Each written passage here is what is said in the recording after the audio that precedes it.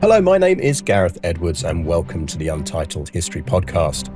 Join me each week alongside world-leading experts as we take a deep dive into your favourite topics from throughout history. From the ancient world to the modern, and with plenty of historical rabbit holes in between, we'll cover famous and not so famous moments in history from all across the globe. In this episode, we covered a fascinating history of phrases and evolution of language in the English-speaking world. So from everyday phrases, sayings and their origins to common terms lost to the passage of time, we're going to explore some of our favourites and their sometimes surprising origins. And with me today is Dan from our sister podcast, Not So Quiet on the Western Front. Dan, say hello. Pleasure to be joining you, Gareth. It's actually one of my favourite subjects. I guess all people like us that use English as their everyday first language have come across so many different phrases that you sometimes use, not realising exactly what the historical context is. And so for me, this is a super exciting subject to cover. Thanks for having me along and really looking forward to it. Well, this was very much why I wanted you on this one, because this is a thing that you and I have talked about in pubs, on battlefield tours and everything else. Because as we'll get into a bit later, so many of these words, particularly in English, have sort of military origins in various ways, don't they? Yeah, I mean, we'll get into plenty of them as we go through this episode, no doubt. But, you know, what I love about them is, even before I became a military historian, which is my day job now, as well as doing podcasts, I was using loads of phrases, not really realizing that actually they must have been passed down through the generations from my parents and grandparents that I've been using, not realizing exactly what that context was. So to then learn it years later and, of course, share it with everybody I possibly can from time to time now is really interesting. I wonder how many people will be listening into this today and kind of nod along, say, I used that and didn't realize that's exactly where that phrase came from. So, yes, so many to choose from. I think that's it for me as well, is once you, not see, but hear. Once you hear the origins, you can't unhear the origins. And you start realizing all of these words and so many of the phrases we use, like they're odd in a weird way, but they just make sense to us. And they've just been brought down to us by our parents, by our grandparents and everything. And obviously we can't cover everything today. We just can't do it. But I think the goal here really is to give listeners a sort of a flavour of the depth that just lies beneath the language in terms of what we say. Yeah, and they start way back in time as well. I'm sure you could go back to Roman times and find something which we still use in everyday parlance today. But I think the bulk of them tend to come from there's kind of a golden period. It was about 18th, 19th century, that sort of time period. A lot of them naval, as we'll hear. You know, a lot of phrases come from the Navy. And then the First World War, there's a huge explosion as well of terms that we still use in English language today. More specifically British, but a number of them across the Atlantic, like so many things do. And so you see them cropping up in all kinds of strange places. And you think, how can you get from this particular strange situation in trench warfare to this being used on a street in Wisconsin, 100 years later? I just love that connection. I also love that people use them without knowing that connection, but it's so obvious when you point it out. I mean, we'll get onto some of them, but like phrases like just to start with, one of my favorites is keeping your powder dry. We use that so often in every day you could talk about staying prepared, being ready for a thing. And that's exactly what you're talking about there. It's one of those phrases that goes right back to that sort of 1800s, that 19th century origin, because it's to do with gunpowder. It's about the need to keep your gunpowder dry, because if you don't keep it dry, your gun is not going to fire. Well, in fact, your gun's not going to fire, but more specifically, you might get a flash in the pan, which, of course, we do use fairly regularly today and refers to exactly the same thing. In fact, loads of these things come from firearms particularly. The idea with the flash in the pan being that if your gunpowder isn't dry, what you might get is the powder that's in the frizzen, so the bit where the flint with an old flintlock musket is going to strike, may spark, but the main charge that might be wet wouldn't. And so you'll get a flash in the pan, which is where the powder's held, but the main charge doesn't go off. So it's something that doesn't quite fire. There's also another phrase that refers exactly to that same thing. Again, we use it loads today. It's called a hang fire or to hang fire. And that's when you get a delay between the flash and the bang. So those three phrases all come from exactly the same tiny little unique moment and a very specific thing related to firearms, but a great example of how this language kind of transcends what its original purpose was. And I'm going to add a fourth one to that as well, because of course, if you go off half cocked, it is because you have gone off when you're at the half cocked position on your gun, which is almost that position you move the flint back to when you're preparing, you're getting ready to set up your gun for firing, but it's not fully back, so you don't get a full spark if your gun fires half cocked, and that means your bullet's not going to go fire as far. It's going to be less accurate. You're not really going to achieve your goals. So going off half cocked is not achieving your goals, and it's exactly as you say, the same origin, and all of this from a tiny bit of a part of a gun. Yeah, it's great to see how many of these we can do. Or maybe we should move on and broaden our horizons slightly. Yeah. Well, should we go naval for a bit? Well, yeah, talking of horizons, there's certainly plenty of them related to that. Let's talk naval. I mean, of course, there's plenty you can choose from. One that I actually learned fairly recently, and I learned through reading a series of books, which I've got to say is my absolute favourite, is the Patrick O'Brien series, the Jack Aubrey kind of Napoleonic swashbuckling naval chronicles, probably based on a guy by the name of Cochrane, who in himself is an incredible character from history. One of those phrases, and we don't often associate this one with naval life, is the devil to pay. We've heard this phrase many times before. Oh, you have the devil to pay, but not necessarily the second half of that phrase, but no pitch hot. Now, the connection... See, I didn't know that. Well, there you go. The connection here might sound a little bit tenuous. Why has the devil to pay got a naval feel to it? The devil actually in naval times and in naval circles refers to a seam between two planks on a ship. And by paying something, what you're doing is typically you're putting oakum into it. So you're seaming between two planks on a ship by poking it with oakum to stop it from leaking effectively. And it's the reason it's called devil is because it's a real pain in the backside to do, extremely difficult to achieve, and you have to then seal it in with pitch. So the devil to pay actually means you've got to seal the seam between two planks on the ship, which is very tricky to do, but no pitch hot. You don't have any hot pitch to do it with. So an extremely difficult thing to undertake in an extremely strange scenario. But of course, that entire phrase has now been completely transplanted elsewhere. And I think most people on the street, if you ask them, they would have some kind of imagery of literally paying money to a devil. And that's not where it comes from. And in a similar way, I'm always fascinated by batten down the hatches. I was speaking to someone in the pub the other day about phrases, and this one came up, and they assumed that batten was a verb, that it was a word, it was a verb describing a thing you do to hatches, and that's why we use the phrase batten down hatches to mean, get ready to lots of things are about to happen to you, get prepared for that. But of course, the batten is exactly what it sounds like. It's a bit of wood. The batten it's referring to is the fact that you would nail down on a ship, you would nail down bits of wood over your hatches in storms and everything else to reinforce them and make sure they couldn't burst open. So it's almost become this perception that it's now a verb. We batten down things, and actually it's not. It's just a reference to bits of wood. And all of that, I think it's worth us highlighting that the reason these words are so key is, as you said at the beginning, that they have that pervasiveness is in part just because of the totality of the Napoleonic Wars and just how much they consumed in the entire national effort of Britain. And that means that these phrases that maybe actually would have been more confined to military families or military units and to ships or to sailors just spread throughout the country in a way that they haven't done before.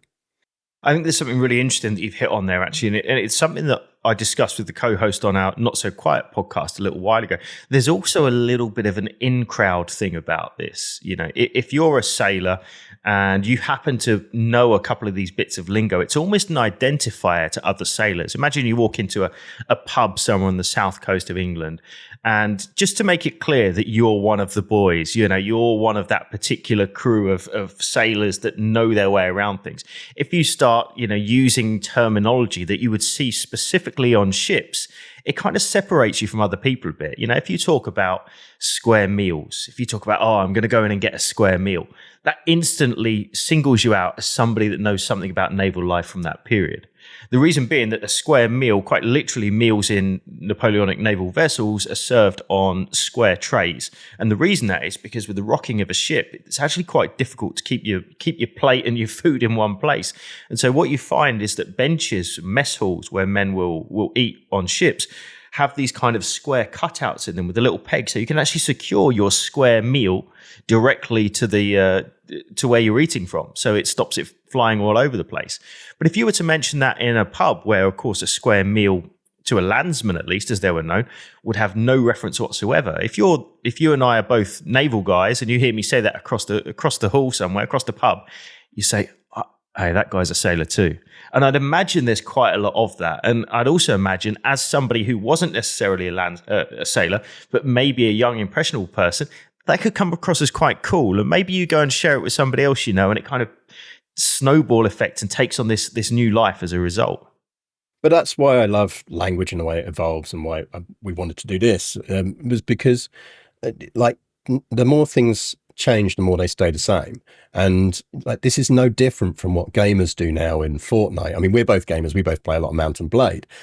There are phrases or terms we might use that we would know instantly and tell each other, oh, we play the same games, in the same way as these guys were doing when they were sailors, when they were soldiers. There is always that element of any group of people start to create a sort of a lingo around them, and a set of phrases. So we do get things like, loose cannon. A loose cannon is exactly what it sounds like. You do not want a loose cannon on a ship, because a loose cannon on a ship is going to hurt people and damage things as it slams into stuff. That's why it means what it does in real life. I love phrases like giving things a wide berth.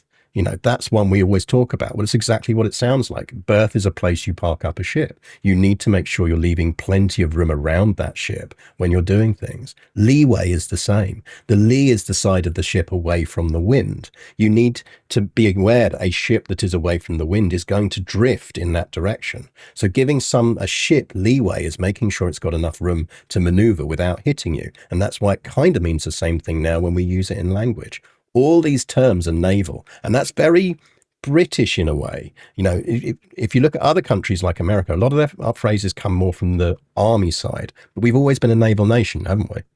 And there's something really interesting about that I think you can almost geographically locate it as well, because if you were to look traditionally at parts of the UK, the United Kingdom, that specifically have very heavy use of these kind of idioms and phrases and this kind of terminology, particularly that's got a naval origin, they tend to come from kind of port areas. So the Thames Estuary being a great example, east side of London. Now, you're an East Londoner, Gareth. You live in East London. Oh, we should also mention, by the way, I'm calling you Gareth right now, but you also write under a different name, so people might know you as that. So you should probably mention that.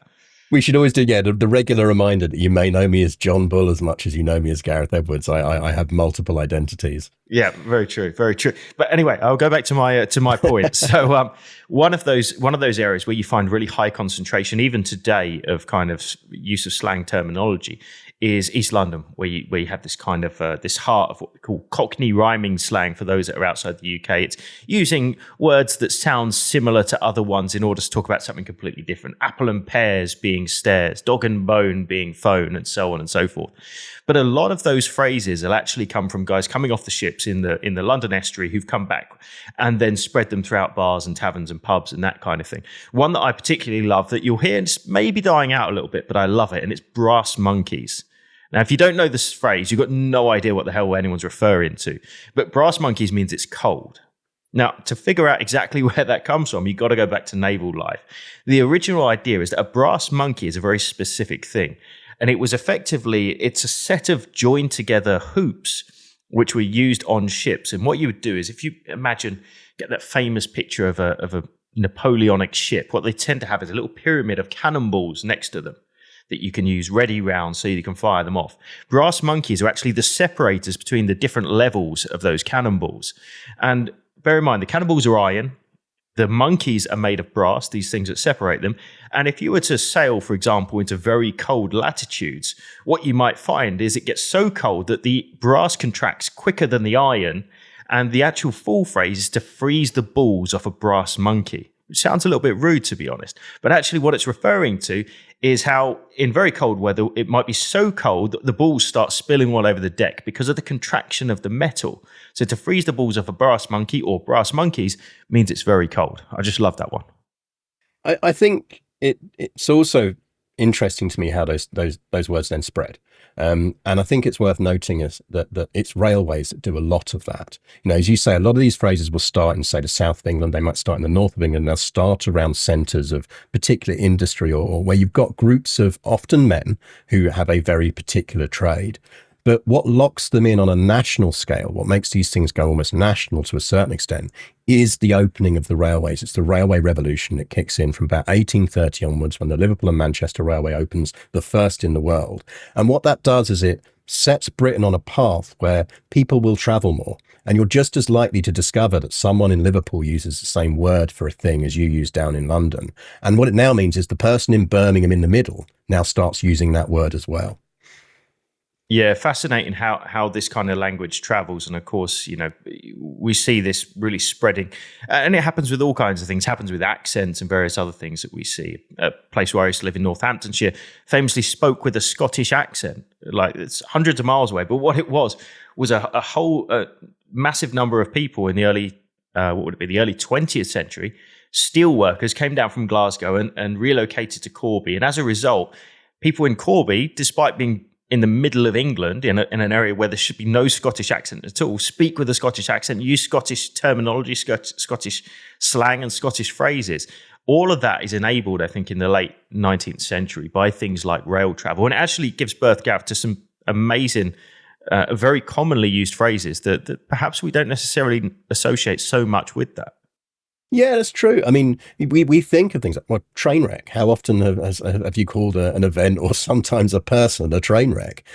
That is exactly what it sounds like. But we don't think of that as being a bit of slang or an evolved word. We just think of it as part of the language, but it isn't. It's a reference to a literal train wreck. Sidetracked, people getting sidetracked, where you're being driven onto a track that is not the main line, on the right track. It means you're on the main line. We think of those as referencing paths, but they're not. They're a reference to the rails on which trains run, which is why you have the phrase, I'm on the right path, but you also have the phrase, I'm on the right track. They mean the same things. They actually have different origins, even though you wouldn't think about it. Light at the end of the tunnel is another one to me. You wouldn't have a light at the end of a tunnel for most journeys until railways, because you didn't have tunnels long enough that you would get to the point where they'd be dark enough in the middle that you would have a light at the end of them.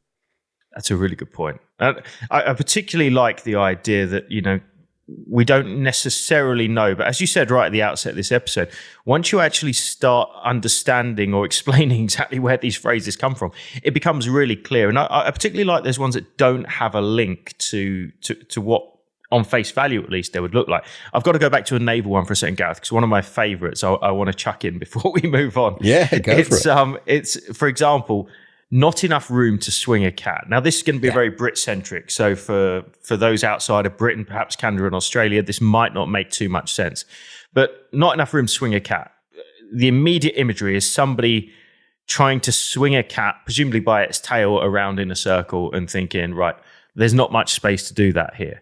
But what it actually refers to is the cat o' nine tails. And again, this is a naval thing. So this is a punishment. It's effectively a braided whip, a really horrible thing. If you were to be sentenced to a flogging, you would have to do two things. First, you would have to let the cat out of the bag. Cat o' nine tails kept in a red baize bag, traditionally in the Royal Navy. And then you would have to be in an open enough area where you could actually get a good swing in order to undertake this flogging, which was done at the gratings. And that would mean that you need enough room to swing a cat. So these funny little phrases just amaze me. And I could go on about these all day. But of course, we've got to move on. And where do we go from here, though? What's the next sort of time period where we have this fascinating indulgence of new language? Well, I think we have to give a specific shout out really to 1850, to the year 1850, because in the year 1850 something happens which sets Britain on a very different path sets us on a path to where we are now. And this is actually the passing of the Education Act. This is the first time that people are guaranteed to get some schooling. And it's the point where literacy starts to absolutely soar. And of course, that coincides with the Industrial Revolution. It coincides with more people moving to cities. It coincides with a lot of printing of books and pamphlets. So that really is the point where a lot of these phrases that maybe have been moving around the country a bit, doing things like that, start to get a lot of currency in groups that might never have thought about sailing or anything else, because they start to be written about in books, in stories, in adventures. So this is really actually the point where you start to get phrases like true colours. We talk about someone's showing their true colors. Well, true colors is what your actual, on a ship, what colors you're flying under, your flag. And it should always be your actual flag, the nation you represent. But if you're trying to catch an enemy ship and catch them unawares, you might not want to reveal your true colors until you're very close to them. You might want them to think that you're a friendly ship. So you might run a different nation's flag up your flagpole until you get close. But before you attack, you want to run your true colors up, because that way they know who you are and the rules of war will now apply.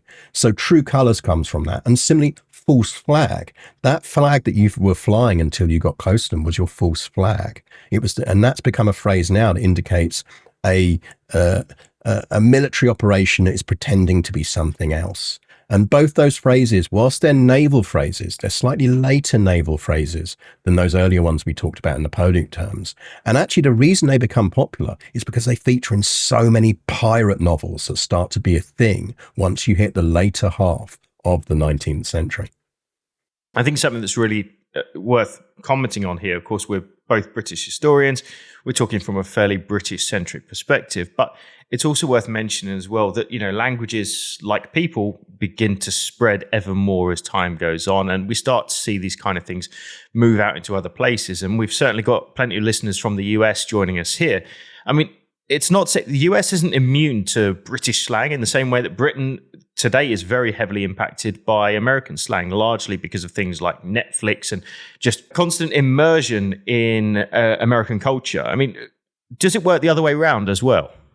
Yeah, it absolutely does. And we do have to mark that is people, I think, have to remember the sheer scale of the British Empire at its peak. And obviously it's growing and reaching that peak as the 19th century, as the 1800s turn into the 1900s. I mean, to give some rough numbers, like by 1900, the British Empire covers 20% of the globe. That's how big it is. It's 400 million people. And as you say, Dan, what that leads to at this time is America is still growing. America is still developing.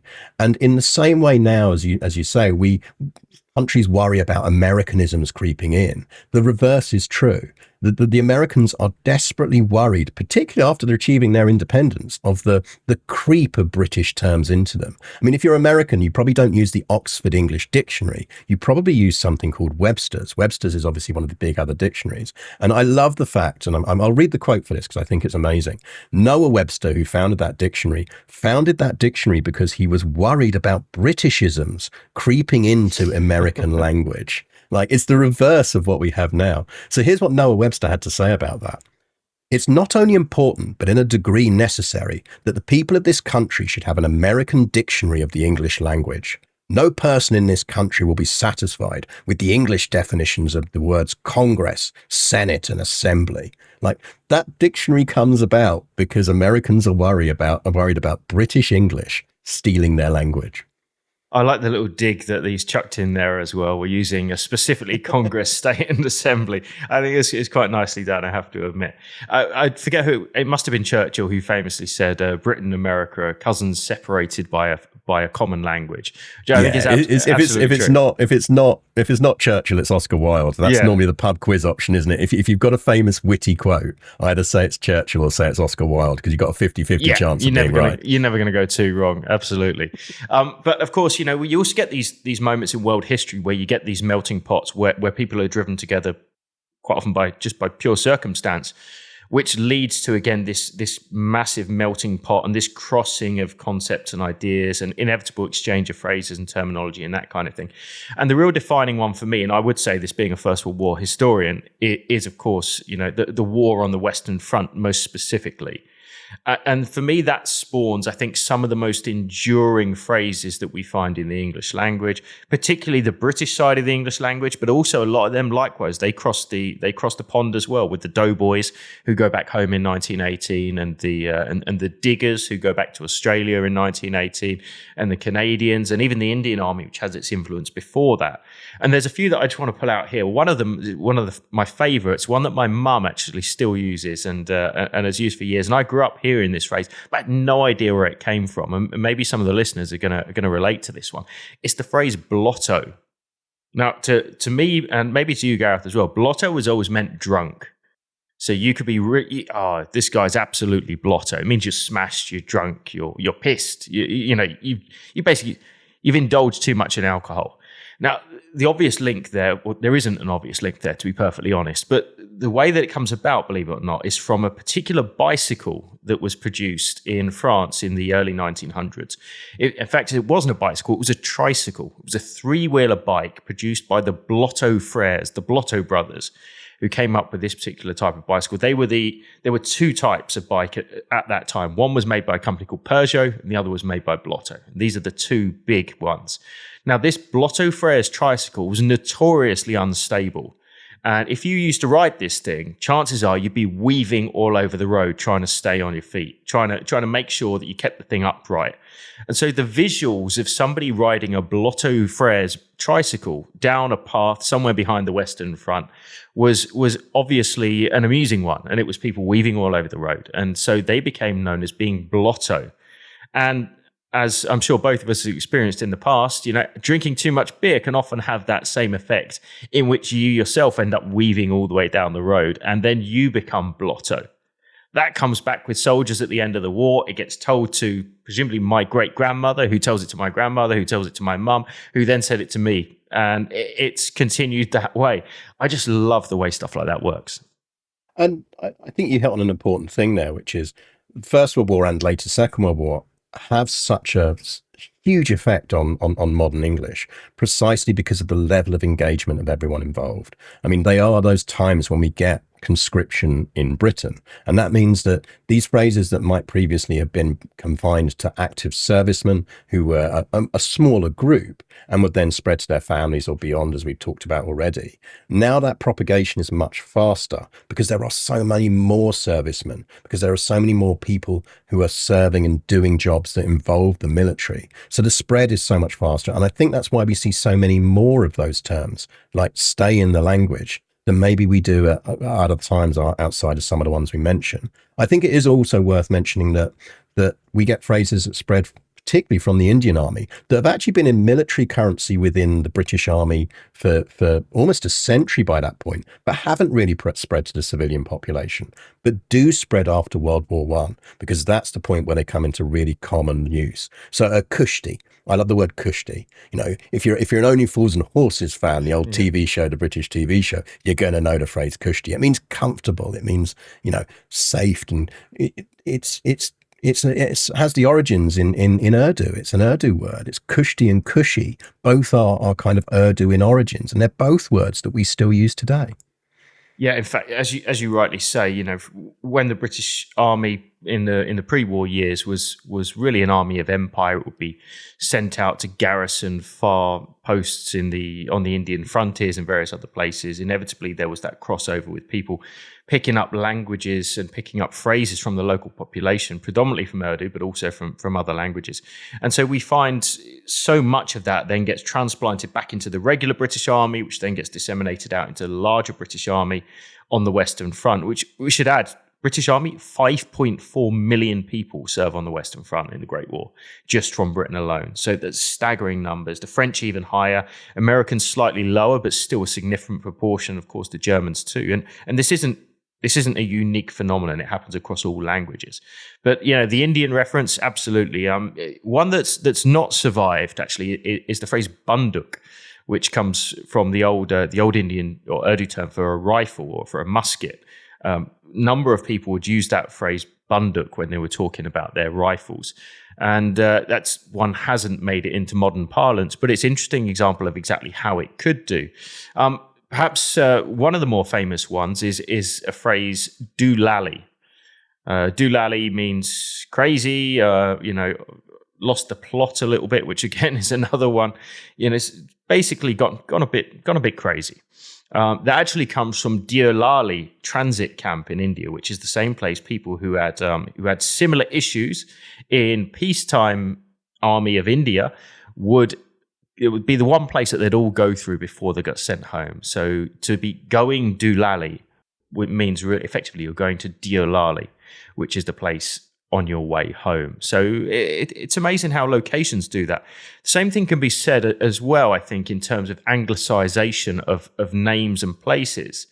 we should remember, about the time of the First World War, the British Army is made up predominantly of working class lads from counties, from the shires of England, who have never left their home county, certainly never left their country, and then they get implanted into somewhere in France with very difficult to say names, very difficult to pronounce places, particularly those that are of Flemish origin. And so they anglicize a lot of stuff. So phrases like, for example, Wischater, the village in just outside Ypres, in the Ypres salient in Belgium. Wischater is very difficult for a lad from Stevenage to say. So instead they say white sheets. And Auchenville, the French village on the Somme, becomes known as Ocean Villas. Goedverdersvelde up in the Ypres salient, I can hardly say that today, and I've been there loads of times, becomes known as Gertie wears velvet or God wears velvet. It's a way of making things that little more familiar to pronounce. And, we see this throughout history as well. Well, and you talked very eloquently about Ypres in that chat. Well, of course, if you're a British soldier in World War I on the Western Front, you're probably not calling it Ypres. You're calling it Wipers. Like, that's what you're knowing as. It gives us the name the Wipers Times, one of the famous sort of trench newspapers. But there's one of my favourite stories, lesser known about that, is obviously, if you're familiar with London, you will know that there is Waterloo Station in London. And Waterloo Station, which for a while was where we'd bring the Eurostar in from France. And being British, we never really thought about the fact that we were sending it to terminate at Waterloo. The French very much did notice we were sending it to terminate at Waterloo, and it almost caused an international incident.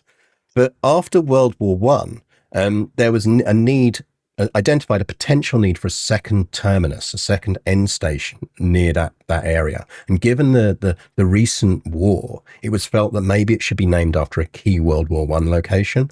And the name that was actually selected for that unbuilt railway terminal was Wipers. It wasn't Ypres. They weren't going to call it Ypres. They were going to call it Wipers, because that's what all the soldiers had known Ypres as. And they were like, if we call it Ypres, no one is going to be able to know what this is or pronounce it. But if we call it Wipers, everyone knows what it's about. So the station's never actually built in the end. We get Waterloo East, and we get some other stations in London. But I think it shows how language changes and it pervades. We almost ended up with a mainline terminus in station in London, named after a town in Belgium, but spelt completely differently from how that town is spelt itself. I love that, and I actually had no idea that was the case. That's extremely interesting. It's but going back to this idea of the First World War, it's such a big change for everything. Life before the First World War is absolutely different to life after the First World War. Not only if you're involved on the front line, or perhaps even lose your life on the front line, of course, but those people just back at home, everything changes. We get all kinds of things that you still find in today. I know it's not language related, but daylight savings, the fact of having summertime, which is used around the world now, is introduced in 1915 to increase output during longer daylight hours. So, all of these things come from the same thing. Pub closing time being the same thing. Yeah, now, absolutely. The reason if you're in the UK, pubs are closing at 11 unless they've got an extended license. They bring that in World War I again for the same reason. They want to increase production. Yeah, absolutely. It's so much of it. But going back to the phraseology for a second, I've got to mention one that comes from the First World War that really we don't often associate with. And I say comes from the First World War, really it's popularized, that the phrase actually predates the war back to the British Indian Army again. And it's a phrase that we really don't associate with the subject of what it is today. And it comes down to lice. Lice are an ever-present problem on the Western Front. They're an ever-present problem really anywhere where you've got very high concentrations of people and poor sanitary conditions. We see this in many different locations. But lice in the First World War weren't always called lice. Sometimes they took on the Indian word, which was the word chat. Now, chats were, of course, a big nuisance for everybody. And one of the things you quite often wanted to do was get rid of these chats at the first opportunity, usually when out of the line. And one of the ways to do that is to take a candle and to burn the seams of your clothing. And you get this kind of popping sound. And that's the popping of the eggs as the heat reaches them, to killing the lice eggs effectively. And then you get the ones that you couldn't find and you squash them between your finger and thumbnail just to get rid of them. Hopefully delouse yourself effectively. Stop yourself from being lousy, which is another phrase that comes from the First World War. But the interesting thing is the phrase chat, when people were getting rid of these chats, they would quite often sit around, say, a communal brazier, a fire of some kind, and they would be sharing these candles around. And inevitably, there's a lot of conversation goes on at that time. And the process becomes known as chatting. And so having a chat or chatting, although it does have some origins pre-war, is certainly popularized during the First World War as lice removal in a social setting. We've now today, of course, we lost the lice part, but we've kept the social setting and the conversation. And that's where having a chat or chatting gets popularized. And I love words like that because, again, they evolve and take on different meanings. So chat for years was really just almost, it's an informal talk, it's everything else. But if you think about that in the context of the modern internet, you think about that in the context of maybe you're on Twitch, YouTube, everything else. As a streamer myself, I'm always saying, what do you think, chat? What do you think, all of that? It's now become a word that also means a group of people again in the way that it did originally. So it's almost become a collective noun in the same way as it was 100 years ago. Again, these things come in cycles, and I always love that about language. What I always love is the ones that are sort of corruptions of what they actually are. And there are a few of those I think we get out of World War I as well. I mean, like the phrase going over the top. And going over the top, of course, is not something that as a soldier on the front you'd often have described yourself doing, is it? No, I mean, honestly, the phrase that's most commonly used in First World War for advancing across no man's land or literally leaving your trench would actually be going over the bags. So soldiers would most regularly associate themselves with that, although the phrase over the top to mean too much or into a dangerous situation or, to really take some kind of leap of faith certainly does come from the First World War. But of course, it then gets transplanted back home and people will use that in the same way that we use any number of phrases that we find in civilian life. So one that's, again, maybe not super common these days, but I've certainly used it before. If you're going really quickly, you might be said to be bombing along. Bombing along is literally a tactic to capture a trench using hand grenades in the First World War. But the same concept, bombing along, is now used to say you're going very quickly if you're driving a car particularly fast. You might be wearing a particular item of kit or clothing. Trench coats are still popular today. You can order a trench coat, you can wear a trench coat. And of course, they're specifically designed in the First World War to be used in trenches. So there's just so many. We could go on for hours and hours covering this kind of thing. I'd love to hear, Gareth, because I don't think I've ever asked you this. What's your absolute favorite when it comes to these kind of phrases?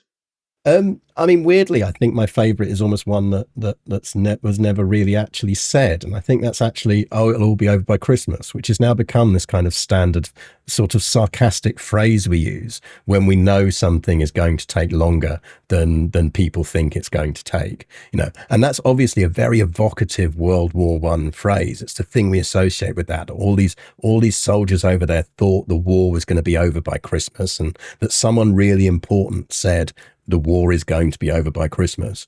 I mean, we both know, because we've talked about this many times over the years over beers, no one can find anyone who ever actually said it. Like, no one famous anyway. Yeah, and actually, as a fair point, there's a number of these phrases in which the original meaning has either been lost or been adapted to make it a better story. Perhaps we've even fallen foul of this trap on this one. But there are a few that, there are some suggestions that this is where a phrase comes from. One that springs to mind for me goes back to Naval, but it's a civilian thing.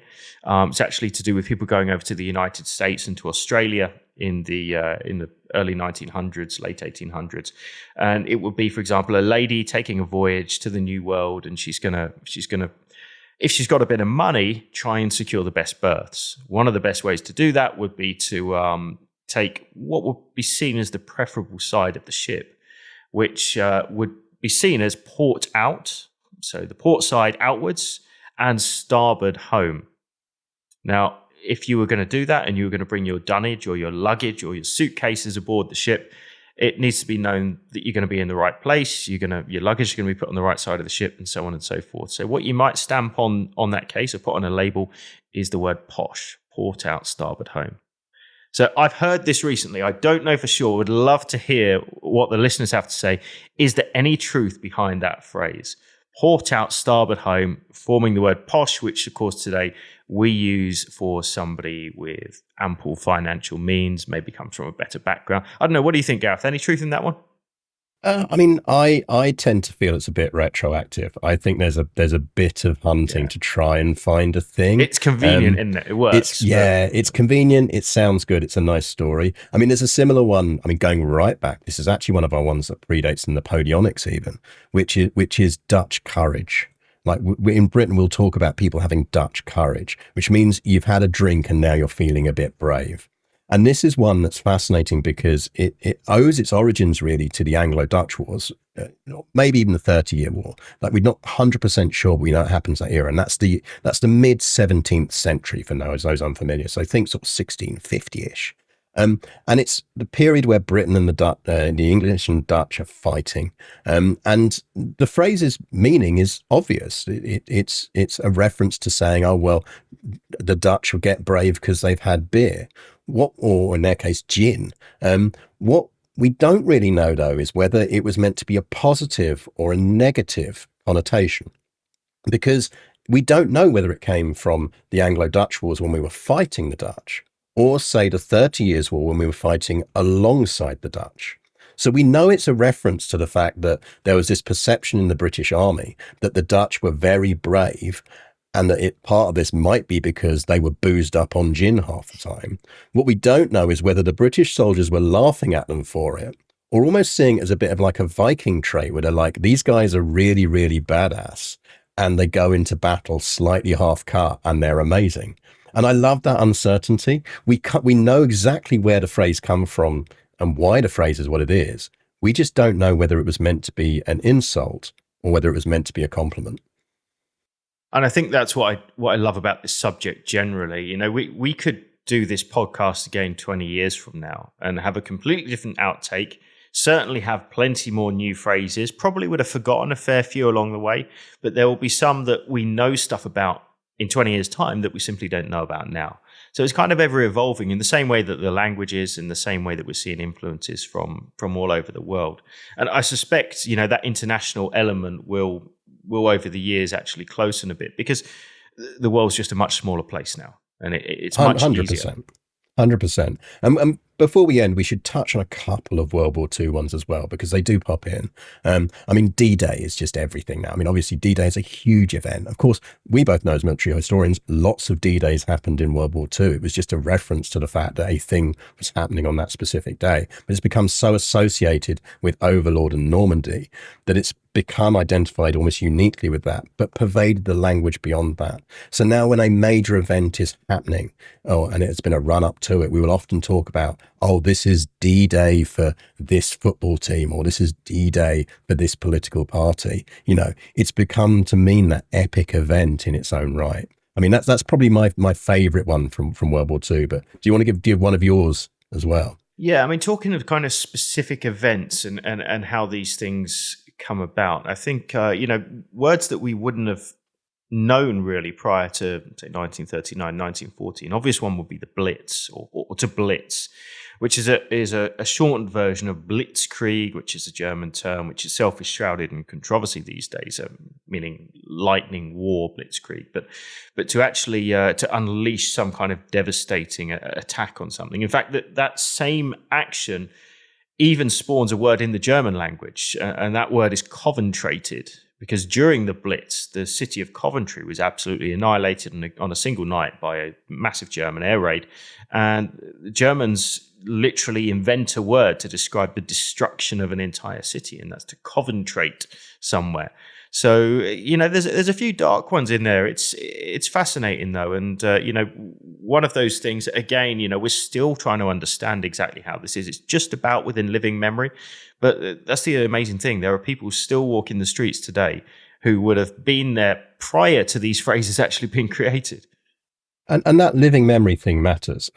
But probably my final word for today is the word mufti, which is obviously another Urdu word originally. But it really comes to the fore post World War II, and effectively it means out of uniform. It's you're in your civilian clothes, you're in your normal clothes. Well, if you are of a certain age like me, you're a 40-something bloke, you would always have known that non-uniform days at school, if you went to school that had a uniform, you would periodically have these days where you'd raise a bit of money for charity, but you could turn up in your own clothes. They were always referred to as mufti days. That's not how they're referred to in schools now, because the generational change cycle has kicked in. That the teachers, who many of them would have been ex-servicemen or servicewomen, would have used that word because it was familiar to them. That's not the case now. Those people have retired, which means mufti days no longer exist. You just have non-uniform days. And I think that's really evocative in how language is constantly changing. And we don't know what words in general, or what military terms in general, will be the words that in 100 years' time, future Dan and future Gareth are talking about in the same way.